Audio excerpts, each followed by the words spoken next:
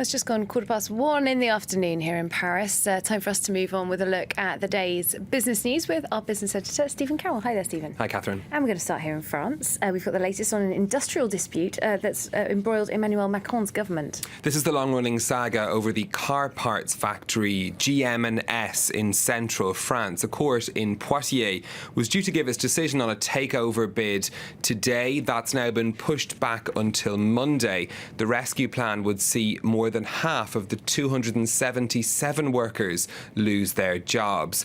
Workers have been blockading the plant in the Creuse region, demanding that carmaker Renault, which buys parts from the factory, compensate the workers who will be laid off. The government's already intervened in the dispute by putting pressure on Renault and Peugeot Citroën to participate in its rescue. All right, got another France story as well. The Tour de France finishing up on Sunday here in Paris. It's been a marathon for the cyclists, but also for the sponsors of the race. Attaching your company's name to the race is an expensive business, but it can provide big returns. There are floats that travel along the route, there are giveaways of branded gear, and of course a massive television audience. Companies have also been looking for new ways to use their attachment to the race to impress potential customers. Claire Rush has the story. Cyclists aren't the only ones competing in the Tour de France. Sponsors also seize the opportunity to launch massive marketing campaigns at a relatively low cost, like this 20-year sponsor. It's a tenfold return on investment. The 13 million euros we invest to be a sponsor is worth 130 million in equivalent spending on fixed advertising. There are very few campaigns that can offer that sort of return. The race is also an opportunity for sponsors to lure new clients. This Skoda executive is hosting these potential customers in style. After a night in a 5-star hotel, it's time for a helicopter ride.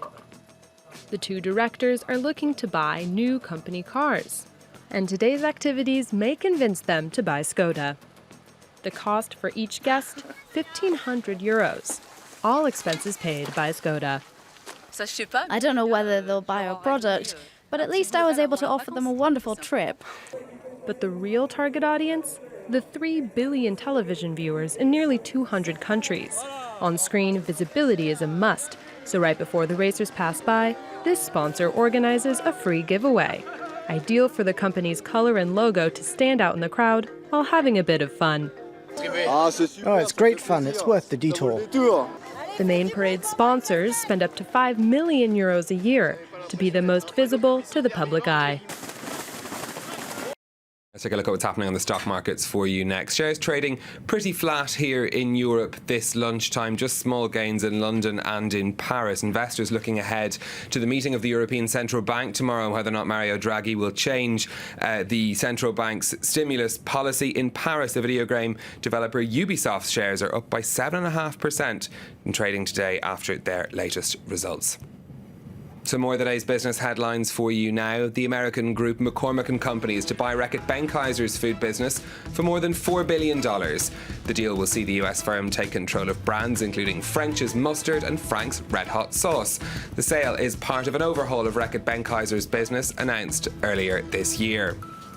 The boss of Cathay Pacific has warned of a challenging year ahead for the airline. Passenger numbers for the first half of the year dipped slightly, which Rupert Hogg described as disappointing. Cathay reported its first annual loss in 8 years in 2016.